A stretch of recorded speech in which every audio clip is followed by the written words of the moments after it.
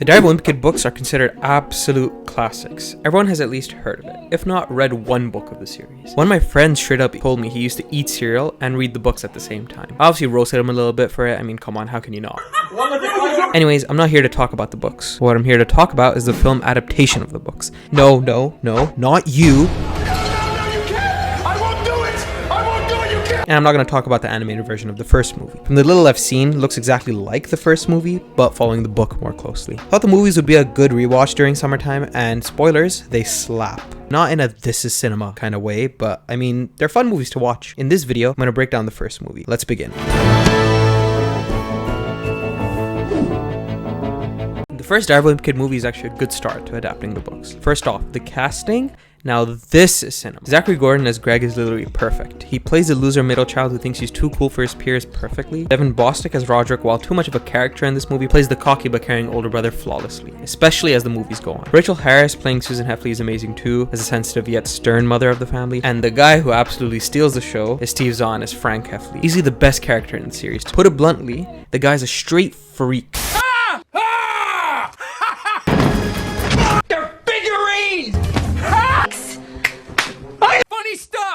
Anyways, the movie has a solid intro with Roderick pranking Greg into thinking that the next day is school when it's still summer. I mean, cute prank, but when his dad says, "School doesn't start till next week," there's no way he got that badly, right? When he does eventually wake up for school, he actually bothers to check that it's light out this time, so either this is the next day or just an overlooked plot point. Oh yeah, I forgot to talk about Manny. Connor Fielding and his twin brother Owen Fielding played the character. I mean, he's cute, and as a kid he did piss me off every time he got away with things, but now I just see him as just another barrier to get on Greg's nerves. When Greg gets to school, we're treated with the most egregious and ridiculous portrayal of middle school I've ever seen. Now, I didn't go to middle school in the States, but man, this looks like an insane asylum. Then I started to deepen. Since this is from Greg's point of view, he's probably exaggerating everything he sees. From kids throwing toilet paper everywhere to the people who got their growth spurt over the summer. When he gets to class, we get introduced to Rowley. Robert Kaplan plays the character, which again, banging casting. Now, when I was a kid, I was always on Greg's side. I thought Rowley was a loser and he's too much of a child.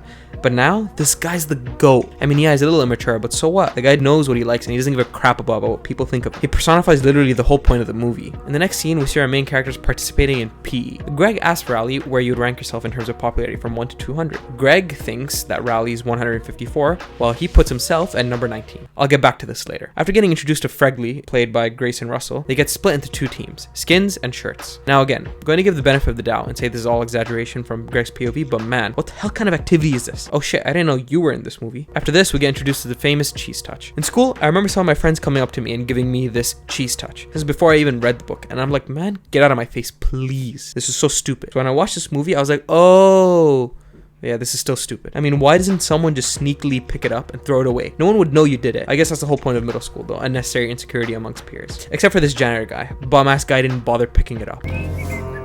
Oh yeah, Karen Brar does a pretty good job as the actually dude character. The next scene shows that apparently there's no doors in middle school bathrooms. Okay, this is beyond insane. There's no way the schools didn't have the budget to install the most basic thing needed for a bathroom. Greg and Rowley try to find somewhere to sit in the cafeteria, but no one gives up their seat for them, except this guy. Bacon.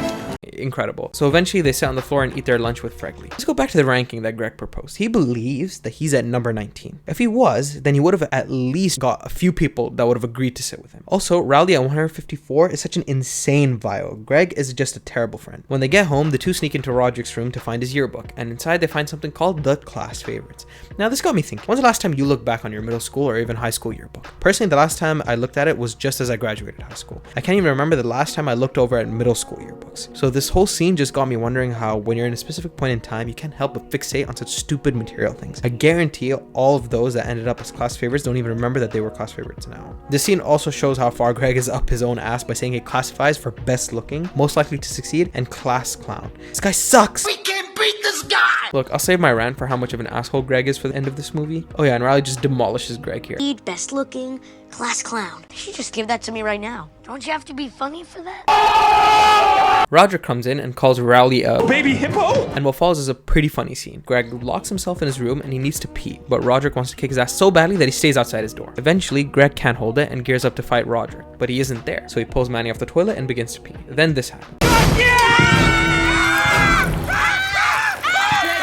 This legit caught me off guard and I was dying. The way Roderick is crying is freaking fucking hilarious. Then we get introduced to the most annoying character of the franchise, Patty Farrell, played by Lane McNeil. She does an insane job because even now I still find her so annoying, and I'm pissed Greg doesn't get some sort of retribution on her at the end of the series. Eventually, the pair find a club to join, which is wrestling. Greg gets his ass kicked by Fregley, deserved. Then later he gets his ass kicked by Patty, deserved. And he gets knocked down the ranking, deserved. Then he tries to quote unquote fix Rowley and basically tries to change his entire personality. This guy sucks! We can't beat this guy! On Halloween, the two get sprayed by a bunch of presumably high schoolers. Greg threatens to call the cops, which immediately makes him turn around, and the guys chase them. Apart from the fact that these guys look like grown men picking on literal infants, the scene is pretty funny. But again, completely over the top. Especially when they walk out of the garage geared up with lawn tools, which results in this. Are you kidding me? I'm gonna rip off your arms and punch you in the face with your own fists! The next day, they join safety patrol, which basically means they have to walk kindergartners back home. And what do you know? Coincidentally, they spot the same guys from Halloween driving by. I'll get back to this point again. Greg and Rowley then play this wheel game, which to this day, I still don't know exactly what the aim is. I mean, yeah, I guess he's trying to hit Rowley, but somehow they're both surprised that Greg breaks his arm because of it. So obviously, since it's middle school, all the girls love Rowley because he's injured, and Greg gets jealous. Hey, I'm the one who broke his hand. Sociopath! Greg then wants to write cartoons for the school paper and gets Rowley to help him. I decided to go ahead and forgive Rowley for milking the broken hand so hard. Now, I'm not a comedic genius, but Greg's comic sucks compared to Rowley's. They're both lame, but Rowley's at least has a punchline. Soo-wee mama! Greg forgets his raincoat, so he tells Rowley he needs to walk the kids back home. But Rowley says he can't because he can't get his cast wet and offers Greg his coat. So Greg walks the kids home, and lo and behold, he spots the same car belonging to those freaks on Halloween. So in a desperate attempt, he puts the kids into a nearby hole. Now, even if it was the same guy, I'm sure he wouldn't recognize him because it's raining. Greg gets caught by a neighbor who thinks it's Rowley, so he ditches them. Coach! A good scene which further enforces just how much of an asshole the kid is. Rowley wins the cartoon contest but loses his safety patrol membership because the neighbor called the school. And for whatever reason, Rowley takes it like a champ, the GOAT. Now I have to mention that Greg does feel guilty, and after his mom tells him to do the right thing, he still lets Rowley take the fall. Come on, man. There is no way a kid at this age is this much of an asshole, right? Finally, he confesses to Rowley, and obviously, Rowley tells Greg to go F himself, and they stop being friends. Deserved. Greg then drives himself further down the rankings as he tries to make Fregley his best friend. Then he tries to join the school play, but gets bossed off by Patty. Then embarrasses himself in front of everyone. I ain't gonna lie, I'm getting cooked. As a kid, I was like, man, not my boy Greg, but now I'm like, this kid totally deserves it. Eventually, the final scene plays where Greg and Rowley get into a fight, and for whatever reason, the guys from Halloween arrive at the middle school in broad daylight and plan to torture Greg and Rowley. Okay, so supposedly they just magically knew what middle school they were and took time out of their day to find them. The guys force Rowley to eat the disgusting cheese before Mr. Malone, the other GOAT, kicks the guys out. Pete Hosey, is that you? Man, the continuity in this series is pretty good. I think he even gets his name dropped in the book. While he kicks the guys out, he just asks Greg and Rowley if they're okay, like casually, instead of actually helping them. Forget what I said, he's not the GOAT. At least not in this movie. All the kids come out and see that half the cheese had been eaten, but finally, Greg gets some character development and takes the fall for Rowley. And he does spit some facts that everything that's happening here is meaningless, but all the kids just run away. I mean, what Greg says here ties back into the whole yearbook lesson. I'm sure no one even remembers middle school like that. People don't even remember high school like that. But again, this is the same kid that thought he should get credit for breaking his friend's hand. Finally, Greg and Rowley become friends again, and the movie ends. Now, the movie is pretty faithful to the book, aside from Greg getting his character development. Alright, so now it's time to talk about How much of a straight asshole Greg Heffley is. As I said before, the books were amazing to read as a kid, but upon revisiting them now, I stopped after the first 20 pages. Why?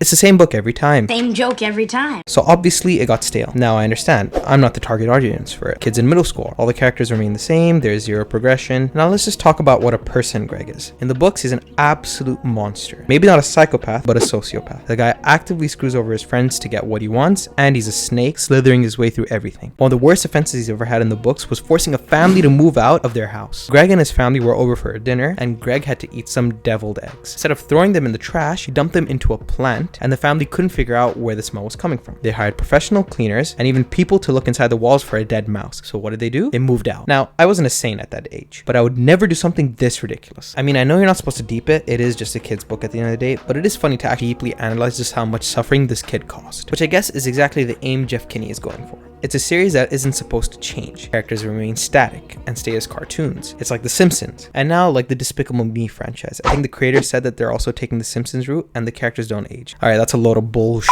That is horse shit. Horse shit! He literally just had a kid. The book series being timeless is fine, but that's exactly why adapting this into a movie required some big changes.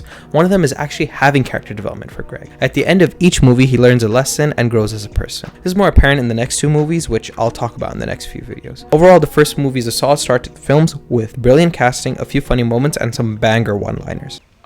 I'm sorry, women.